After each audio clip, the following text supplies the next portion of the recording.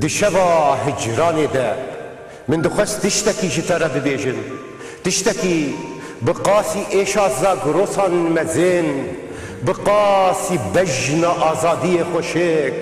بقاسي دل دايكا من گرم بقاسي خوينا شهيدان بيروز بقاسي بارانا سينوران خمگين من دخست جترى ببيجن جتا حزدكم ولاتو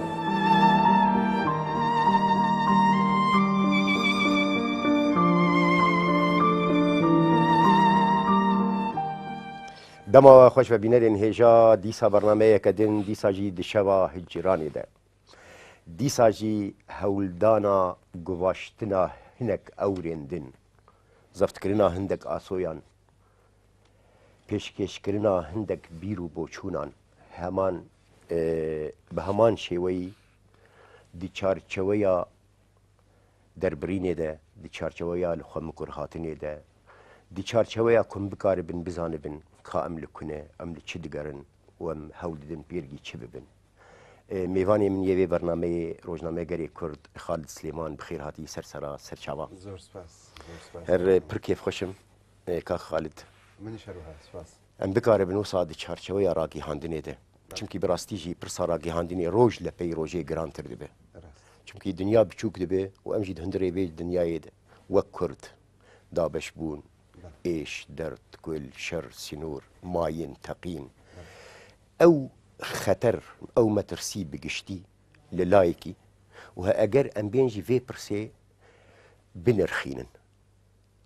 او هند بين هل سنغاندن شي او نرخاندن هل سنغاندن راستيجي يعني انا هاد في برسي دا املكنا يعني ام بخوا يعني بقشتي راست وق روجانا اجر براكتيك به اجر تاوريانا به اجر بشوازه که شوال ام چاوا دکارم براستی جبان دوره که راست لسر وان خلقین هجار خلقین کو قربانین ام ببیجن راگی هاندنا سر دستان و عربی و ترکی و فارسی و غرفه تاری ین کچارنو سامه دست نشان دکن لپاش پرده یان چبو ما او یک جارکن روزنامه وانانو روزنامه گرانو تشتابو مرونی بکن يعني بقشتي متخصص براسي كاك محمد يعني قصة كردن لسر ڕۆژنامەگەری یان لەسەر میدیای کوردی ئەم ڕۆژە کاڵێ میدیای کوردی لە هەموو پارچەکانی کوردستان مەبەسم تەنها کوردستانی عێراق نییە ینی یان باشوور نییە مەبەسم هەموو پارچەکانە ئەمڕۆ بۆتە پرسێکی گەورە ئەم پرسە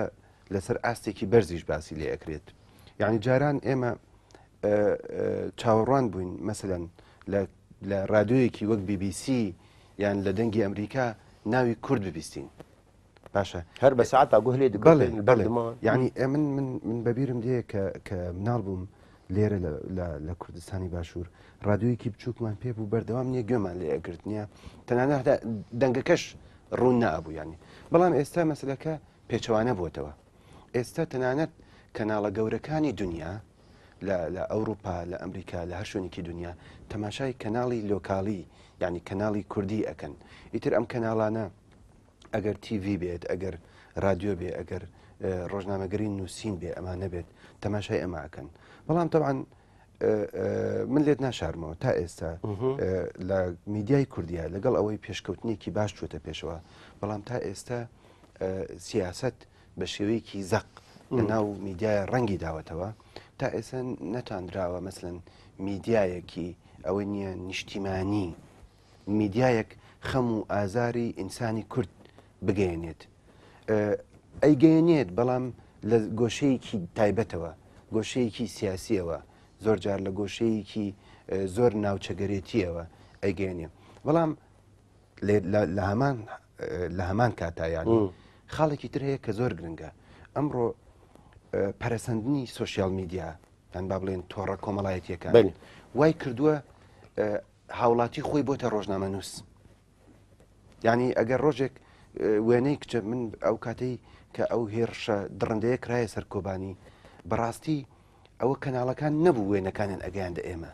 ئەوە لە ڕێگەی سۆشیال میدیاوە بوو وێنەی کچە شەروانێک کە بڵاو ئەبەوە ئیتر بە یەک جار نییە نەک تەنها لە ناو کووردا لە دنیاشا بڵاو ئەبەوە ئەمە دیس ئەمە خاڵێکە کە ئەبێ باسی لێ بکرێت ئێمە تا ئێستا ئەتوانم بڵێم لەگەڵ ئەو هەموو کەم و کوڕی و مشکلانش هەیە لە لای هاوڵاتی کورد چونکە هاوڵاتی ڕۆژنامە نووس نییە نازانێ هاوڵاتی بە سەلیقەی خۆی وێنەیەک بڵاو ئەکاتەوە دوو ڕستە ئەنووسێ بەڵام ڕۆژنامە نووس کاتێ دوو ڕستەکە ئەنووسێ هەندێک جار لە پشتی دوو ڕستەکەەوە ژارێک هەیە بەڵام هاوڵێتەکە لەوانەیە هەڵەی زمانەوانی هەبێ لەوانەیە هەڵەی مەسەلەن سیاغێ هەبێ بەڵام ژاریتیان نییە زۆر جار ڕۆژنامە نووسەکە ژاری تێکە اینجار ئەیە بە ئێمە ئەمە دوو خاڵی گرنگە کە زەرورە باز بکرێ بەڵام لە هەمان کاتە ئەوە ناگەین من ڕەشبین بم بڵێم میدیای کوردی هەمووی وایە میدیای کوردی هەمووی ژار ناکاتە ناو ڕستەکانەوە ژار ناکاتە ناو وێنەکانەوە بەشێکیان ئەمەش لە دنیاە هەر هەیە و هەر ئەبێت ینی ئەگەر ئەم مەسلەی بچێکی بەرفەرەوانتر بەرفرەتر بکەن یعنی ئەنها ڕوودان بوویەر بەێ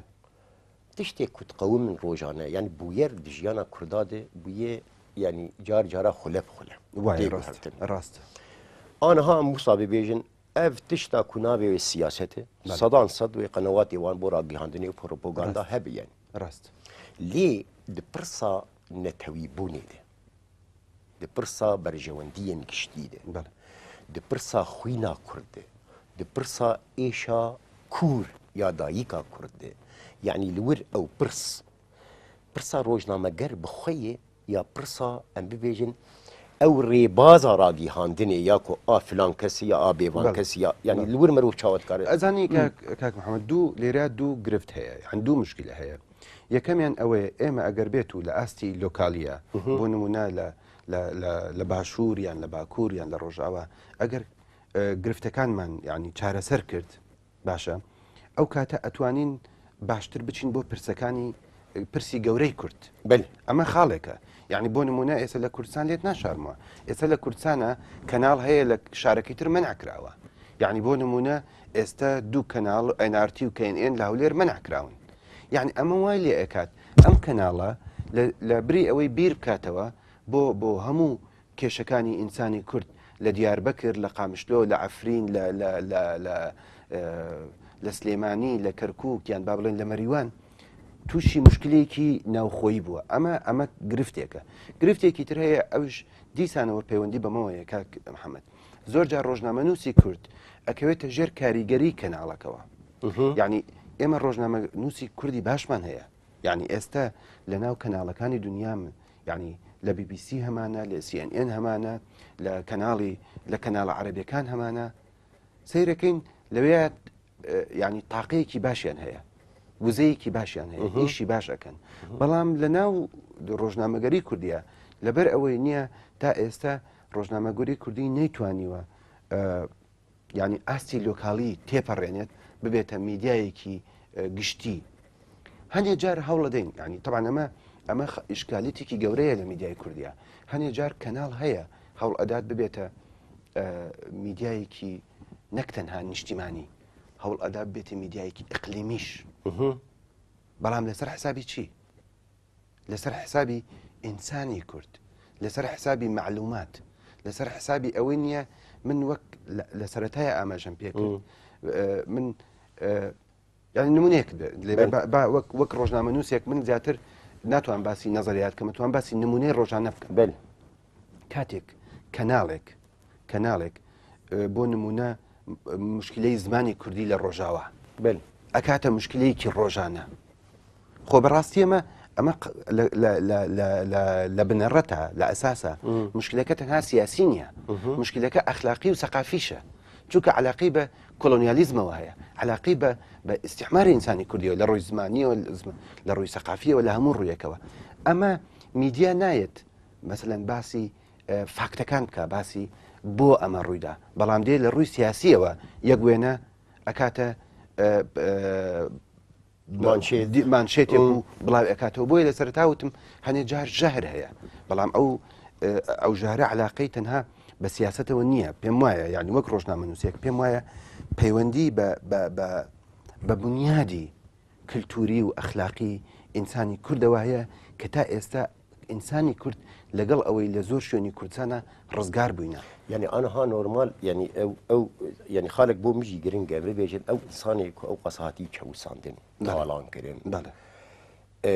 او چاندين جهواس بتركي وعربي وفارسي بهالوردة كرين بله حولدانا يعني زمان جهولي راكرني هي بله. يعني أم سردمك وصاد إنسان مشاهدة يعني زاروك ومن دالين كردستا أنا دبيك اللي كده آسيم لدبن راسته. يعني دين بشافتين واي، وين راسته، دبن راسته. ودبن تركو دبن فارس دبن عرب ودبن واي راسته. يعني دوی سردمه ده و اف سردما کسان ببیجن او دنیا او قاسی بچوک بوما بحث چی کر يعني آگاه يعني اگر مثلا من القناة كردي آگاهی انور نگرم قناة دیتر هنز کارم بر بوان بچم راسته. و قالك جاراجي از مجبور بر بقناة سردستي خود بچم راست يعني حتى نيز هنكي راستيه فهم بكن راست. بيقول من او راستي جو الغوري وان بي الغوروان بي الغوروان تمام بي راسته. يعني او مسألة عيني او مسألة اكتر بحث المسألة اخلاقي وجداني هولدانا بكيماني تيجشتنا ايشا فينا توي راسته. يعني برجونديا فينا توي ادي ترجي كا خارج بيلا نكم خوندنا بويري بشعب كردي بيشكشكرنا وي بشعب كرد راست. ببرجونديا كرد اوجي يعني هناك زاني ديماني كاك تبلها بدك بله كاك محمد براسي وك يعني توش اماجت بيكر مش اجا اماجن بيكر قرفتك يعني قرفتك بنيويه يعني اخلاقيه ثقافيه حضاريه بله بو يعني يعني من نمونه كتير تدمي بله تائسا كقرفتك للرجعوي افريقيا كدروسه به ميديا كاني فرنسي اقرينه بو صالاني 1956 حتى 65 او مرحله او بوست كولونياليزم بو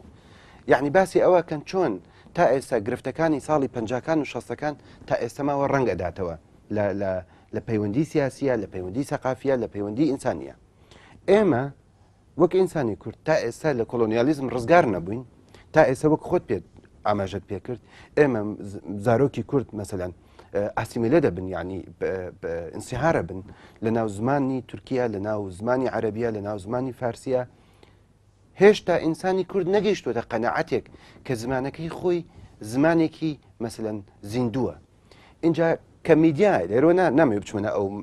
ئەو مەسلەیەکی تر بەڵام میدیا لە بری ئەوەی بێت ئەم مەسلەیە باش تێبگەێنێت ئینسانی کورد تێبگەینە مەسلەکە چییە دێت زیاتر ینی ئالۆستری ئەکات بۆ چونکە ئەجندایەکی سیاسی لە پشتەوەیە من گرفت نییە یعنی لەوانەیە من وەک ئینسانێکی کورد وەک ڕۆژنامەنووسێک لەوەی خلافی سیاسیم هەبێ لەگەڵ ئیدارەی خۆبەخۆی ڕۆژاوایە یعنی سیاسی ئەمە خلافمەیە بەڵام لەسەر مەسلەی زمان و لەسەر مەسلەی کەسایەتی کورد لە ڕووی مێژووی و لە ڕووی کەسە خلافم نییە بۆیە لێرە ئەمە گرفتەکەیە یعنی چاوێکی نەتەوەیی ئیش ناکە چاوێکی سیاسی ئیشەکات طبعا ئەمە کاک محەممەد تەنها وەک نمونەیەک نمونەی ترمان زۆرە لە باشووری شەمانە لە باکووری شەمانە لە ڕۆژەڵاتی شەمانە بەردەوام تا ئێستا من پێم وایە میدیای کورد بە چاوی سیاستەوە وەک مشتری یعنی با لێرەیە زیاتر شتەکە بەسیت کەمەوە یعنی وەک مشتری لە جێی سۆرانی ئێمە یعنی زبوون وەک زبوون وەک مشتری تەماشای بینەر ئەکات تەماشای خوێنەر ئەکات تەماشای گوێگر ئەکات نەک وەک هاوڵاتی میدیاش لە ئەساسا میدیاکە میدیا یعنی ئەرکی میدیا چییە؟ ئەرکی میدیا پێش هەموو شتێک خۆت یعنی خبرەیەکی باش لە ناو سەحافەی لوبنانیە ناو میدیای لوبنانیەکان مەسەلێکی جوانیان هەیە بە عەرەبی ئەڵێن قبل كل شيء خبرني شو صار دوایی ڕێی خۆتم بەرێ یعنی پێش هەموو شتێک پێم بڵێ چی ڕووی داوە اینجا ڕێی خۆتم پێ بڵێ بەڵام بەداخەوە لە ناو میدیای کوردیە پێش هەموو شتێک ڕێی خۆی پێڵێ اینجا پێتەڵێ چی ڕووی داوە یعنی عملەکەی بەرەوەی پێچەوانەوە بەڵێ یعنی ئەم ببێژن ئەگەر ئەم وسا ببێژن ji بۆی ڕەوشەکە تەندروستانە ji بۆی ڕەوشەکە کو بڕاستی بکار ببان کێشەیان چارەسەر بکەن بەڵێ ji بۆی کو بڕاستی ئەمژی بەشداری یعنی بکێمانی شێوازێکی جوان ji ڕاگیهاندنێ يعني اگر مقارنه نكن بفرنسيان وانجليزيان جيب كيمانيا دي النافشيا خل هم يعني ام وقت بيجي كورمانجيت بالدوله خوش افي درخ اري راست تشتكي وصمرود كار مناقشه بك بله چ بيوستي بله من بما لقل اول شيء يعني اما من تاي سباسي خالي نيجاتيفا كم يعني بله بلام خالي بوزيتيف شيء كاك محمد يعني اما لبير ما نتشي اما كنالي ساتلايتي كنالكاني كردستان بون كنالكي ايويا كنالكاني ترى واي كرد راست لسر زوي لسر واقع دولتي كردي دروس نبوه كسايتي كردي بس لناو فضا كسايتي كردي دروس بوه بو چونکە لە فەزایە سنوور نییە یعنی ئێمە جاران نەما نەزانی لە ڕۆژاوا چی ڕۆدات لە ڕۆژاوا چۆن قسە ئەکەن ڕاست لە ڕۆژاوا چەند شاعر و چەند هونەرمەند و چەند سیاستمەدار و چەند حزبی سیاسی هەن و هەروەها لە ڕۆژهەڵات و هەروەها لە باکوور چی کاتێک بووە مەسلەن لە هەڵبژاردنەکانی مەسلەن ئەوەی تورکایە ئەو هەموو پاڵپشتیە هەبێ لەلایەن ئینسانی کوردەوە لە هەموو شوێنێکا لەگەڵ مەسلەن پارتێکی سیاسی وەک هەدەپە ئەمەش چی دروستی کردووە ئەمە بەڕاستی هەر کەناڵە کوردیەکان ڕۆلا ڕاگەیاندن بەڵێ ڕۆڵی ڕاگەاندن ئەمەی دروست کردووە تەبان هەردوو بەشەکەی ڕاگەاندن ڕاگەاندنیەکی مەسەلەن ئەوەی ڕسمی ئەوەی تەقلیدی کە تەلەڤیزیۆنە و مەسەلەن سایتە و ئەنتەرنێتە و رادیۆیە و هەروەها سوشیال میدیایە باشە ڕاگەاندنیەکی تریش هەیە ئەوەش دیسانەوە نییە کە ڕاگەاندنیکی سیاسیە باشە هەردوو جۆرە ڕاگەاندنەکە دەوریان هەبووە لە ئەمەیە یعنی مەسەلەن ئێمە جاران باباس لە گۆرانی کوردی بکەین یان موسیقای کوردی بکەین زۆر هونەرمەند هەیە لە ڕۆژاوا پێش ئەتوانم پێش 15 ساڵ کەس نێزانی ئەم هونەرماندانە هەنیانە ئێستا نەک ئێستا لە شارێکی وەک سلێمانیا کە من خۆم لێرەم و ئیش لێرە ئەەکەم خەڵکێکی زۆرە ناسم مەسلەن گۆرانی بێژ و هونەرمەندەکانی ڕۆژاوا سیدیەکانیان ئەکڕن گویان لێ ئەگرن ڕۆمان نووسەکانی ئەوە تا خۆت یعنی تۆ خۆت نمونەی تۆ دەیتە سلێمانی لە سلێمانیە ئەمە هەمووی میدیا ئەمەی دروست کرد پێم وایە نەک سیاست ڕۆژن ئیجابی و یعنی لەگەڵ ڕۆڵە سەلبیەکەشە نێگەتیفەکە ڕۆڵێکی پۆزیتیڤیش هەیە ئەمە ڕۆڵە پۆزیتیڤەکەیە چونکە ئێستا جۆرێک لە حیوارێک دروست بووە یعنی حیوارێک دروست بووە دەربارەی ئەدەبی کوردی مێژووی کوردی کەسایەتی کوردی ناسنامەی کوردی ئەمە لەکوێ ئەکرێت بەڕاستی ئەوە ژبلی ئەم بێژن دیالکتین کوردیژی لەو مەسەلە یعنی بە سۆرانی و کورمانجی و زازاکی و هەوڵامی يعني اوجي استقوا هي ما هدي فير خلكي نورمال بيجن دج مثلا روشنبيري فير بوا مثلا هنرمندي كي وقت عراجاف مثلا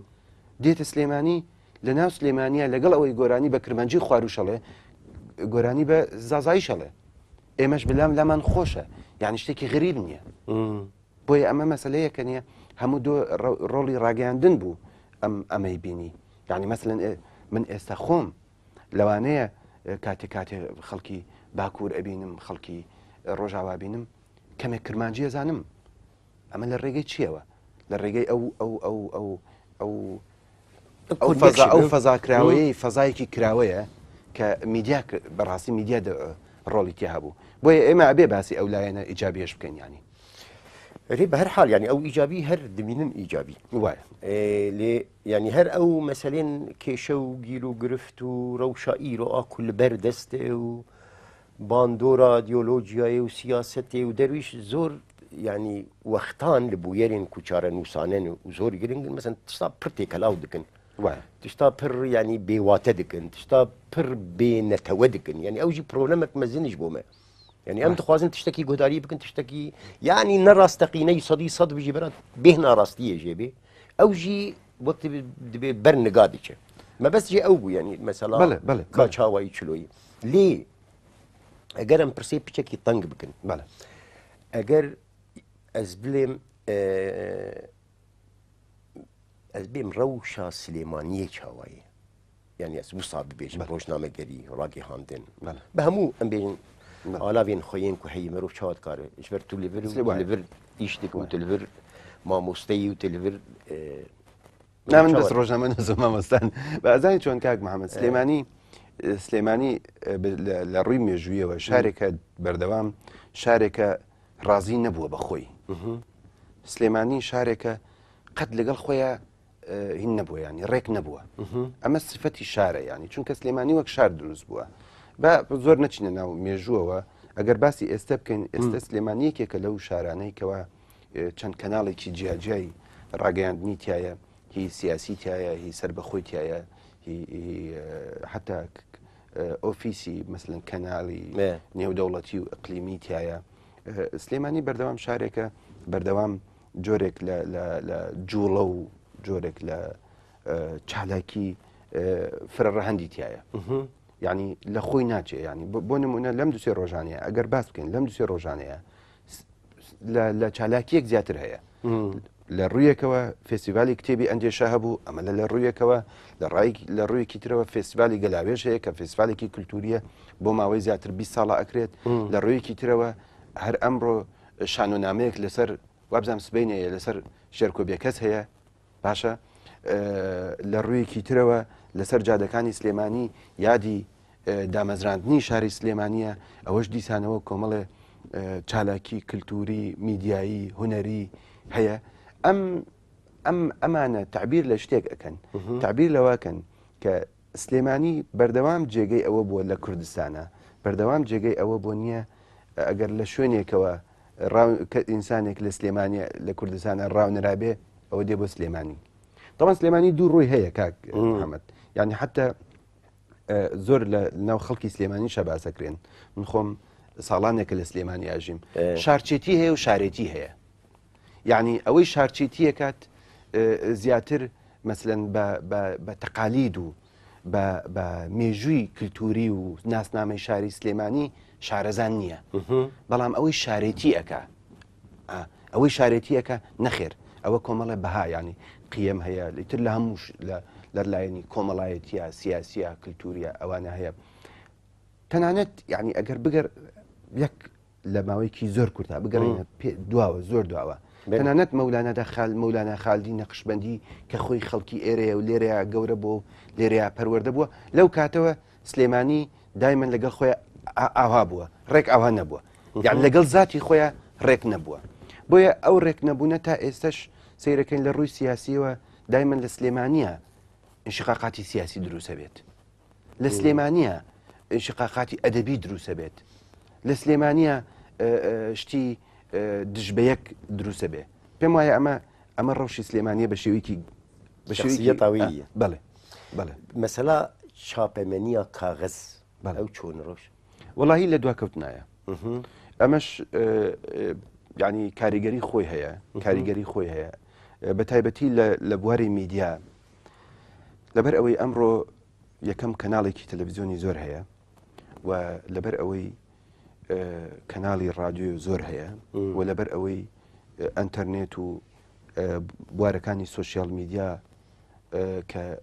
ئامرازی زۆریان تەرخان کردووە بۆ خەڵک لەبەرەوە ئێستا گەڕان بە دوای ڕۆژنامە گەڕان بە دوای گۆڤار کەم بووە بەڵام بازاڕی کتێب هێشتا هەر هەیە بەڵێ بەڵێ بازاڕی کتێب هێشتا هەیە یعنی کتێبی باش لە بواری ئەدەبا بە تایبەتیش لە بواری ئەدەبا تا ئێستا بازاری خۆی هەیە و خوێنەری خۆی هەیە ئەتوانین بڵێن بە پێی پێویست نییە وەکو جاران بەڵام هەر ئێستا لە سلێمانی ئەو جۆرە حەیەویەتە هەیە یعنی بازاری کتێب و کتێب فرۆشتن و لێکۆڤار و ڕۆژنامە دەردەچن یعنی بەڵێ دەرەچن بەڵام فرۆشتنیان ینی زانی چۆنە بازارڕەکە بازاری قازانج نییە بازارڕەکە زەرری تیاکرێت یعنی ئەمە گرفتەکەیە ینی دەبێ مؤسسات دەرخن فینانسە بکەن ئەمە وەک هەموو شوێنێکی دنیا هین لە دواوەیە یعنی ڕۆژنامەگەری چاپەمەنی ڕۆژ لە دوای ڕۆژ ئەکەوێتە دواوە باشە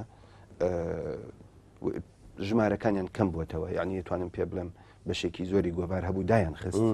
ڕۆژنامە هەبوو دایان خست زۆر هەبوون دایان خست بۆ چونکە زەرەرە بەڵام تا ئێستش هەر هەیە چەند ڕۆژنامەیەک هەیە یعنی دوو ڕۆژ لە سلێمانیا دوو ڕۆژنامەی ڕۆژانە هەیە کوردستانی نوێ هەیە لەگەڵ هاوڵاتی ڕۆژانە بەڵێ ڕۆژانەیە هەردووکیان ڕۆژانن و هەروەها ڕۆژنامەی ئاوێنە و چەند بڵاوکراوێکی تریش هەفتانە هەن کاک خالد ئەوەی کو ئەم بێژن چاپی کاغەز بەڵێ یعنی تاکیژە ئەستەیە مرۆڤ دەکار ببێ ینی کو مەسلەین پرسێن ئەدەبی و چاند و هونەر بوێژی مژول دەبن یان سیاسەت ئەتوانم بڵێم تا ئێستا پرسی ئەدەب و هونەر بەشێکە بەڵام بەڕاستی واقعی کوردستان واقعی ئابووری و سیاسی کوردستان وای کردووە خەڵک زیاتر لە میدیایە بە دوای مەسلە سیاسەکان هەبگەڕێ ینی لێت ناشارمەوە ینی ئێستا لە ناو میدیای کوردیا شتی سیر ڕوەدات سیر چییە مەسەلەن ئێستا گەر بڵێن سبەینێ موچە ئەدرێت موچە یعنی ئین ڕاتب ئەوە ئەبێتە مانشێت و هەزاران خەڵک بەدوایە بۆ چونکە سەرنج ڕاکێش بڵێ چونکە ئەو ئەزمە ئابوووریەی کە ڕوویداوە لە وڵاتە وای کردووە خەڵک هەمووی بەدوای ئەوەوە بێت بەدوای ئەو بۆیە لێرە یعنی ئەم مەسەلە ئابووری و سیاسیان هەروەها لەگەڵ ئابووریەکەشە ئەزمێکی سیاسیمان هەیە ئێستا ئێمە ئەزمەی سەرۆکایەتی هەرێممان هەیە باشە ئەمە ئەزمەیەکە باشە خۆ ئەمەش دیسانەوە هەر بابەتێک لەسەر ئەوە ئەمانە ئەبنە بڵێن هەواڵ و مانشێتی سەرەکی مەسلەی ئەدەبی و ئەوانە طبعاً ئەمەش پەیوەندی هەیە بە هەنێک جارەوە بە تەسویقەوە یعنی تۆ جاری وایە زانی کاک محەممەد مەرج نییە بە دوای ڕووداوێکا بگەڕێی بۆ ئەوەی تەسویقی ڕۆژنامەکەی خۆت بکەیت ئەتوانین خۆت هەواڵێک دروستکەیت من یعنی یەکێک نمونەیەک ئەدەمێ ساڵی 2005 لە شارێکی گەورەی وەک مۆنتریالە لە ناو کێبێکەکانە فەڕەنسیەکانی کەنەدا شخصیەتێکی بەڕاستی وەرزشیان هەبوو ڕاضی شخصیەتێکی ئستوری بوو زۆر ئستوری بوو ئیتر لە شیمالی ئەمریکا لە باکووری ئەمریکا و لە زۆر ناسرااو بوو ڕۆژنامە نووسێک هات گەڕا بە دوای ژیانی ئەم کەسەیە کتێبێکی گەورەی لەسەری نووسی کە کتێبی گەورەی لە نووسەر نووسی ئەو ڕۆژەی کە کتێبەکە بڵاو بووەوە لەسەر ئەم کەسە ئستوریە هەموو ڕۆژنامەکان هەواڵی ڕئیسیان لەسەر کتێبەکە بوو لەم لێرەوە وای کرد هەم ڕۆژنامە نووسەکان یعنی ڕۆژنامەکەش بازاڕی هەبێت کتێبەکەش بازاڕی هەبێت بۆیە یعنی مەبەستم ئەوەیە نییە هەنێجار ئەکەوێتە سەر سەلیقەی شخصەکە خۆشی یعنی ئێمە سەبەب باسی ڕاضەمان کرد وەرزشمان کرد لە ناو کووردا زۆر وەرزشکار هەیە مەسەلەن وەرزشکار هەیە و ئستوریش بوونە لە سلێمانیە و لە هەولێر و لە شوێنەکانی تریشە بەڵام زاکیرەی ئێمە بەداخەوە ئەڵێن زاکیرەی کورد زاکیرەیەکی لاوازە زوو شتی لە بیرەچێت ینی کێشەیە باشوور بخۆێ ئەوەی ئەمێسا دەستنیشان بکەن کێشەیەک سیاسیە ئەگەر لە ئالیێ دن دان و ستەندنا ئالابێن ڕاگیهاندنێ بوێ کێشەیەرە بە هەمان شێوازی یان دانوس ئەمڕۆ هاتێکی دەشتنی سانکی دوێ دقی بڵێ من پێم وایە بە هەمان شێوەیە بەڵێ پێم وایە بە هەمان شێوە ئێمە سوودمان وەرنەگرتووە لە ئەزمموی دەوروبەری خۆمان ینی بەردەوام لەگەڵ هاوپیشەکانمە ینی ئەو قسەیە ئەەکەم ئەڵێم لە وڵاتێکی بچووکی وەک لوبنانە باشە کێشەیەکی سیاسی گەورە و مەزهبی و سیاسی گەورە هەیە لە لوبنانە تۆ خۆت شارەزایی بنێ بەڵام تا ئێستا میدیاکان پەلاماری یەکتر نادەن یعنی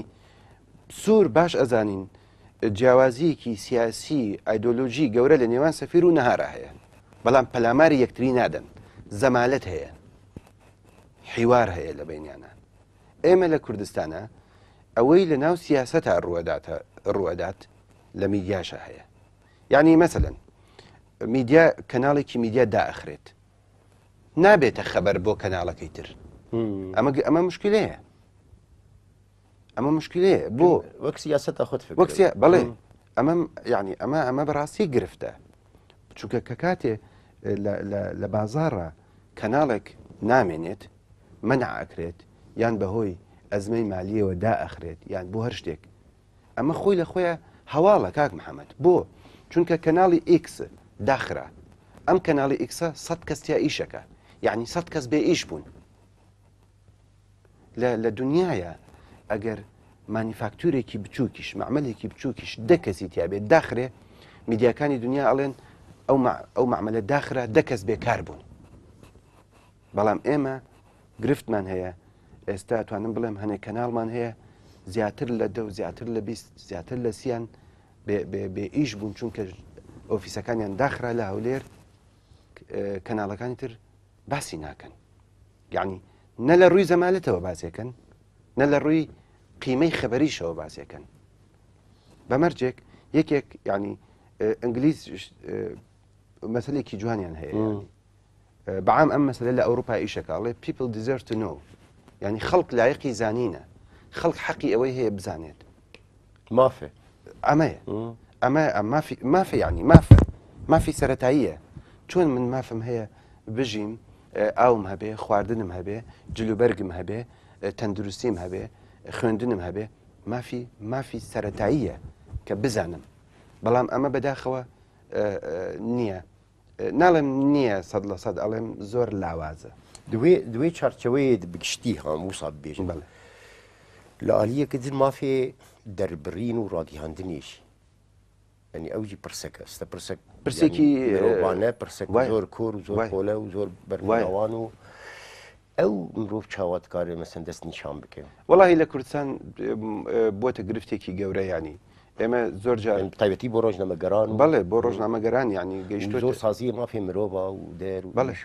بەڵێ ینی بۆتە مشکلەیەک ینی من لە سەرەتای ئاماژەم پێکرد کەناڵ هەبوون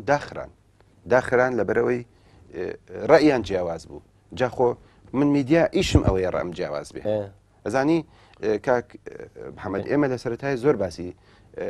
سەلبیاتمان کردمان دوای باسی ئیجابیاتمان کرد بەڵام دایمەن میدیا ئەرکی ئەوە نییە باسی ئیجابیات بکە میدیا ئەرکی ئەوەیە باسی سەلبیات بکە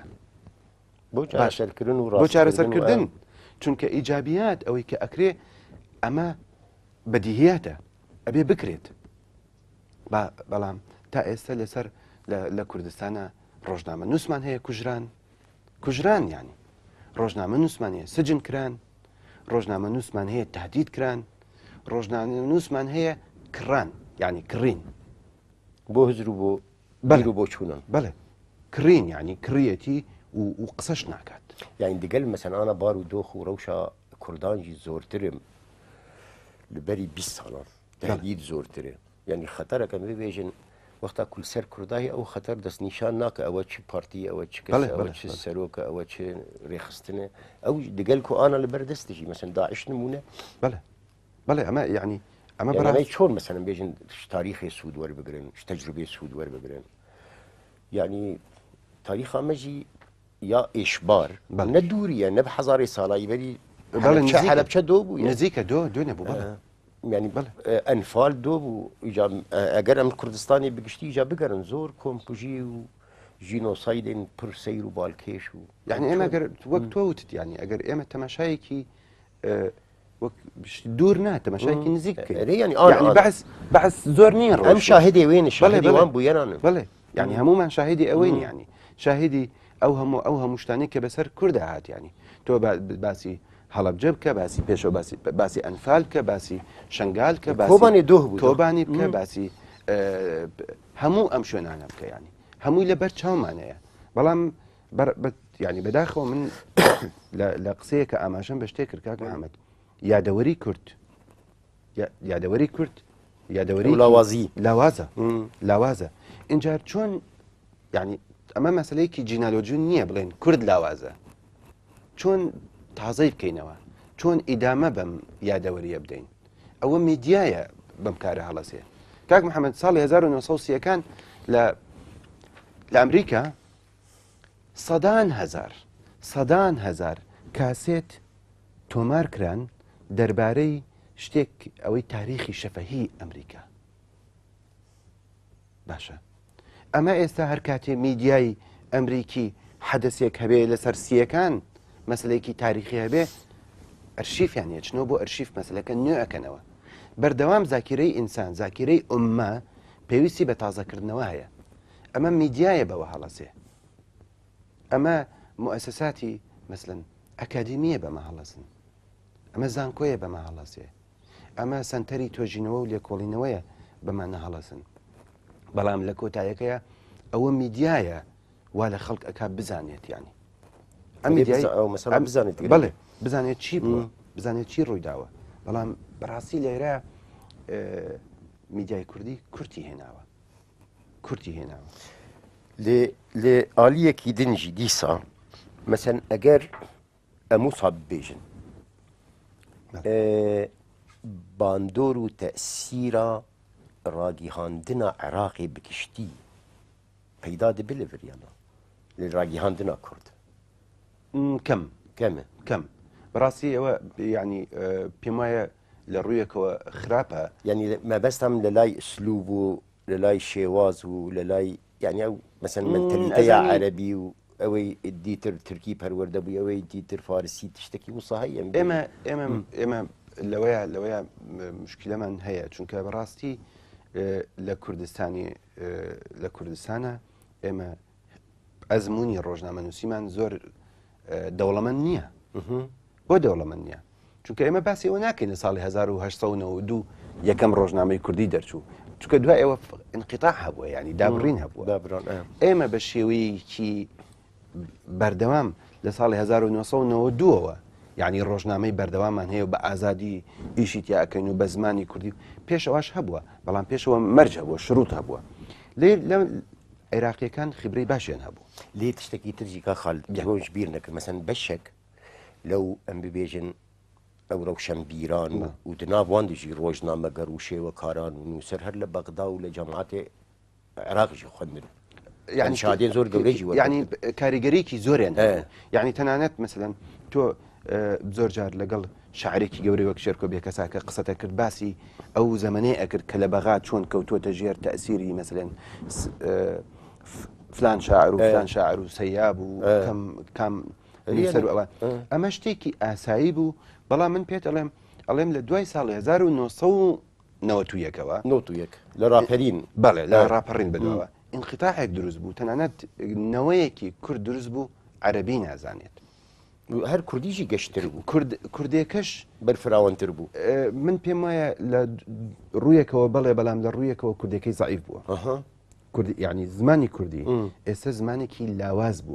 لاواز بووە بۆ چونکە بە تایبەتی بۆ ڕۆژنامە نووسان بۆ میدیاکاران تۆ هەتا زمانێکی زیاتر بزانیت زیاتر دەوڵەمە نەبی دەوڵەمە نەبی لە زانیاریە دەوڵەمە نەبی لە ڕۆیە دەوڵەمە نەبی لە هەموو شتێکە مەبەستان فەرەوانتر یان تەدریس و قوتابخانە و لەوە ڕۆڕە ڕاست دەکەی اینجار ئەمە من پێم وایە زەرەری لە ئێمەدا چونکە ئێمە ناتوانین لەگەڵ بەرامبەرەکەمانە حیوار بکەین ئەگەر باش نەیناسین ئەمە ڕووی داوە لە میدیاشە ڕەنگی داوەتەوە ئێستا وەک خۆت ئاماژەت پێکرد میدیای کوردی ناسنامەی جیاجیای هەیە میدیامان هەیە لە ژێر کاریگەری کەناڵەکانی تورکیایە میدیامان هەیە لە ژێر کاریگەری جەزیرە و عەرەبیە و ئەوانەدایە باشە میدیامان هەیە لە ژێر کاریگەری کەناڵەکانی ئێرانە تەقلیدە بڵێ تەقلیدە نەک تەنها لە تەکنیکە تەقلیدە حتى لە وعیشە لە هۆشیاریشە ئەوە خەتەرە بەڵێ هۆی گرفتەکە لێرەیە گرفتەکە لەوەیە من بزانم سوور بزانم کەناڵێک هەیە مەسەلەن وعی هۆشیاری تورکی دووبارە ئەکاتەوە باشە ئەیەوێ کەسایەتی تورک لە دوای ئەو هەموو ساڵی کۆلۆنیالیزمەوە دیسانەوە بچەسبینە دیسانەوە کەسایەتی تورک بچەسپێنێ یان کەسایەتی عەرەب یان کەسایەتی فارس خوا نەخواستا ئەمە من باسی ڕاسیزم ناکەم ینی باسی ئەوە ناکەم ئێمە وامان لێ بکەن ڕقمان لێ بێتەوە ڕقوقی باسی ڕقوقینە ناکەم ئەمە کللتورە کللتوری ئێرانیە تورکی عەرەبیە کللتورە تۆ مامەڵی لەگەڵاکەی مامەڵەیەکی ئینسانی لەگەڵاکەی مرۆیی لەگەڵاکەی بەڵام نەک بەڵێ یەک بێت بەڵام نەک بیکەیتە مۆدێلێک بۆ ئینسانی کورد ئەمە گرفتەکەی کاک محەممەد لە مەسەلا ڕاگیهاندنی تایبەتیژی مەسن بەشێن ئەگەر ئەمە بلێن تەلڤیزیۆن و رادیۆ و هەتا کۆڤار و ڕۆژنامەشی عەرەبی چەندین حەیز ژێدستینە ئەگەر بێژن هەی تشتێکی وسە مەسەن بەرنامەیەن عەرەبی تەلڤیزیۆنە کوردی بەڵێ شتێن وسا هەنە بەڵێ يعني زۆر جار نمونەی یانجی مەسەن ئەو زۆر جار ئەگەر هەبنجی ئەوەی عرب لێ تەماشا دکی نه من دێ ئەزانی هەشەیە بەس پێم وانە تا ئێستا یعنی تا ئێستا بیرکردنەوەیەک هەیە یعنی خیتابێکی ئەعلامی عەربی هەبێ لە کوردستانەوە یعنی خیتابێکی کوردی بێ بە زمانی عەربی بێ یان ئەمە جۆرێک لە پرۆژەیە بەڵام نەبووە واقع بەڵام لە هەمان کاتە یعنی ئەمە نتوانم بڵێم هەیە بە زۆر سستە یعنی عەرب دانانشێت تەماشای بڵێ کورد چی ئەڵێت هەندێک بە عەربیژی دڵێ ئێ کورد بەڵێ بە عەربی شێڵێ یعنی هەنێک کەناڵ هەبوو ناچار بوون دایخن نەما یعنی بۆ چونکە کەس تەماشای ناکە بۆ کەس تەماشای ناکە چونکە دێت مەسەلەن بەردەوام خیتابێکی حزبیت بۆ دووبارە ئەکاتەوە بەڵام ئێمە لە کاتێکە کورد بریتی نییە لە حزب کورد بریتە لە کللتور لە چیا لە سروشت یعنی شتێک یعنی ئەمە شتێک پێ بڵێم گەنجێکی کورد لە بەرنمەیەکە بەرنمەیەکی مسابقی گۆرانی و مۆسیقای عەربیە تەماشای دوو دەورە لە The Voice ئەوەی ئەجمل سۆت ئەحلە سۆت دوو جار دوو کەسی کورد بەشداریان کرد چەنەها دنیا مەلاین عەرب تەماشای ئەوەیانە کرد یعنی تەنانەت دوامان لێ هاتوو ئەچون بۆ شوێنێک من خۆم جارێک لە تونس پیانوتم وتیان هاتۆ کوردی ئای وەڵایەوە دەنگێکی باشتان هەیە کچێکی جوان هەیە و دەنگی خۆشە ئەوە تەماشا هونەر یعنی مەبەستم چییە مەبەستم ئەوەیە تۆ ناتوانانی تەنها لە ڕێگەی سیاسەتەوە خیتابی خۆت بگەێنی بەڵام ئەتوانی لە ڕێگەی بۆ نمونە گۆرانیەوە مۆسیقا و لە ڕێگای فیلمێکی وەسائقی لەسەر هەورامان و لەسەر گوێزی هەورامان یان لەسەر شارەزور و هەناری شارەزور یان لەسەر ئەفرین و زەیتونی ئەفرین یعنی ئەمە مەبەستەکەی منە ئێمە نەمانتوانیەوە تا ئێستا بگەینە ئاست لە چونکە نیشتیمان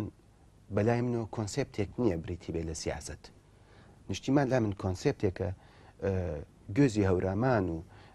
زەیتونی ئەفرین و پەنیری ئامەد و هەناری شارەزور ئەمانە نیشتیمانن لای من تا ئێستا میدیا نەگەیشتوەتە ئاستەی نییە ئەمانە بکە ینی ئێستثماری ئەمانە بکە لە گوتاری خۆیان بێن ینی زۆر پرسماون بڕاستیژی کە خەلد ئەو من خست هەر ئەو مناقەشە بگەن ئەو ڕاگیهاندن حتانی کیژان ڕادەیەم ببێژن پرسامە بۆ سەردەستێ مەژی تەرجەمە کردیە بەولایەکی حتا کیژان دەرەجێ لە سینۆرین کوردستان و ناوچەیە دەرچوویە بۆ کە وێ تراژیدیایە ئەمە بۆ خەلکێن دیترژی بڵێ پچەکی هەر ئەو پرسانامان حتا جارێک دن لێ وەخت چوو بڕاستیزی بۆ منژی پرخۆش بوو چونکە یانی ئەو ئاگاهداری و ئەو ئینفۆرماسیۆن ژمرجی گرنگ بوو ینی چونکە جارە پێشی سلێمانیەش بۆ بێ مەسەلێ مەسەلا بەرنامە چێکردنی من دخست ئەو دوو دەقەمانە پچێکی تبخوا بەحسا خۆ بکەیت ستەچ دکێ من ئێستا ئەنووسم بۆ ڕۆژنامەی کورسانی نوێ لە بەڵێ لە کورسان دەرەچێت زیاتر نەخێر ڕۆژانەیە ڕۆژانووسم جاروبار بۆ ڕۆژنامەکانی تریشە نووسم بەڵام لەگەڵ ئەم ڕۆژنامەیە زیاتر بڵێن ئەنووسم ئەمانە وە زیاتریش بەڕاستی لەسەر ئاو ئەنووسم ینی پرسی ینی فۆکەسی من لەسەر ئاوە چونکە ئاو سەرچاوی داهاتووە لە نەوت گرنگترە لە هەموو شتێک گرنگترە لەسەر ئەوە نووسم لە هەمان کاتیشە کێشەیەن ئاو یان یەکول ناوچەیە هەنیان لە کوردستان و ناوچەکە و بە شێوەیەکی چونکە لە ساڵانی داهات لە ئەفریقیا و هەر بەڵێ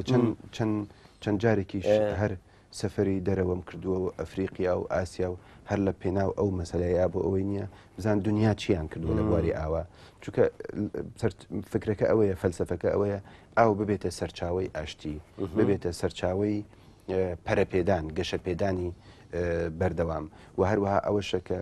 خەڵک بزانێ ئەم ئاوە چەندێ بەهای چەند زۆرە قیمەتی چەند زۆرە یعنی ئەوە نییە یەکسەر ینی تەنها ئاوێکە و هەیە و تەواو هەم بەردەوام چکە بەردەوام نابێت نامێ بچمەوە ئەمە مەسلەی جاروباریش بە حکمی ئەوەی من بە عەرەبیش ئەنووسم جاروبار بۆ ڕۆژنامەکانی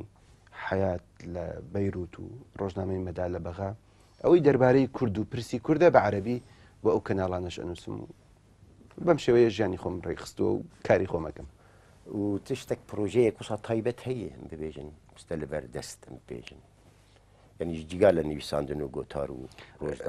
بەڵێ تشتێکی مەسەڵەن پێ نازانم کتێبێکم لە پێش دەسایە کتێبێکم لە پێش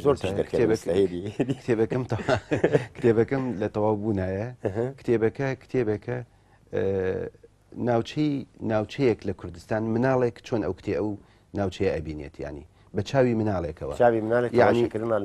ناوچەیەک نیشانکردیە گیان ینی کیشان ناوچەی ناوچەی گەرمیانە گەرمیان بەڵێ لەسەر ئەوەیە و ئەوەش بەشێکە هەر لە مێژووی زارەکی ینی تاریخی شەفەهی بن زۆر سپاس بۆی ئامادەبووناتە ئەو یەکەم تشت دووەم تشتجیمی خەترێکی گەرم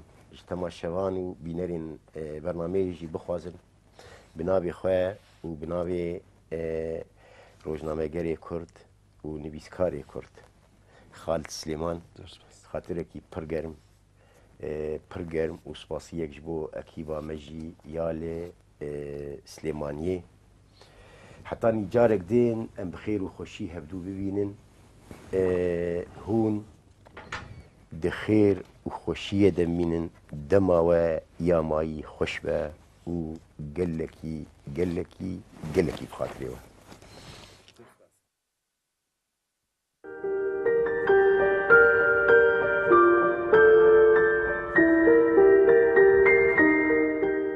دشەوا هجرانێ de